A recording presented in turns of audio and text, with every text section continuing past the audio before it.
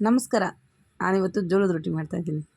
ನಾವು ಉತ್ತರ ಕರ್ನಾಟಕದವರು, ಆದರೆ ಬೇಸಿಕಲಿ ಬೆಳೆದಿದ್ದು ಬೆಂಗಳೂರಲ್ಲಿ. ಆದ್ರೂ ನಮ್ಮ ಸಂಸ್ಕೃತಿ, ನಮ್ಮ ಇದನ್ನು ಬಿಡಬಾರ್ದು.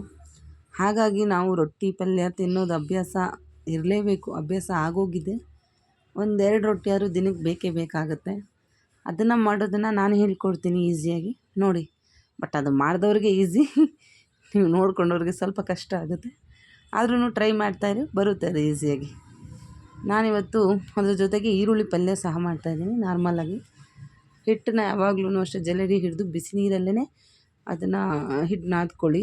ಆಗ ಅದು ನಿಮಗೆ ಹರಿಯಲ್ಲ, ರೊಟ್ಟಿಗಳು ಹರಿಯೋ ಚಾನ್ಸಸ್ ಕಡಿಮೆ ಇರುತ್ತೆ ಬಿಸಿ ನೀರಲ್ಲಿ ನಾವು ಇದು ಮಿಕ್ಸ್ ಮಾಡಿಕೊಂಡ್ರೆ.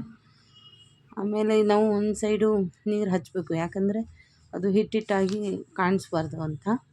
ಹೀಗೆ ತಿರುಗಿಸ್ಕೊಂಡಾಗ ಅದು ಸಾಫ್ಟಾಗಿ ಇದಾಗಿರುತ್ತೆ. ಅದನ್ನು ತೆಗೆದು ನೀವು ಪಲ್ಯ ಜೊತೆ ಟೇಸ್ಟ್ ಮಾಡಿ ನೋಡಿ, ಸೂಪರಾಗಿರುತ್ತೆ.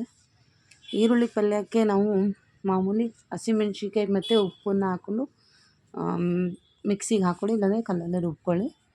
ಆ ಈರುಳ್ಳಿ ಎಣ್ಣೆ ತೊಗೊಂಡು ಒಂದು ಕಡಾಯಿಯಲ್ಲಿ ಅದಕ್ಕೆ ಒಂಚೂರು ಈರುಳ್ಳಿ ಹಾಕಿ, ಅದರಲ್ಲಿ ಮೆಣ್ಸಿನ್ಕಾಯ್ದು ಕುಟ್ಕೊಂಡಿರ್ತೀರಲ್ಲ ಅದು ಹಾಕಿ, ಗರಂ ಮಸಾಲೆ, ಚಿಕನ್ ಮಸಾಲೆ ಯಾವುದಿರುತ್ತೋ ಮಸಾಲೆ ಚೂರು ಚೂರು ಹಾಕ್ಕೊಳ್ಳಿ, ಖಾರದ ಪುಡಿ ಹಾಗೆಯೇ ಮಿಕ್ಸ್ ಮಾಡಿಕೊಂಡು ಈರುಳ್ಳಿ ಸೊಪ್ಪು ಹಾಕಿ 5 ನಿಮಿಷ ಬೇಯಿಸ್ಕೊಂಡು ತೆಂಗಿನಕಾಯಿ ತುರಿ ಇಲ್ಲ ಅಂದರೆ ಕಡಲೆ ಬೀಜದ ಪುಡಿ ಹಾಕಿ ರೆಡಿ ಆಗುತ್ತೆ.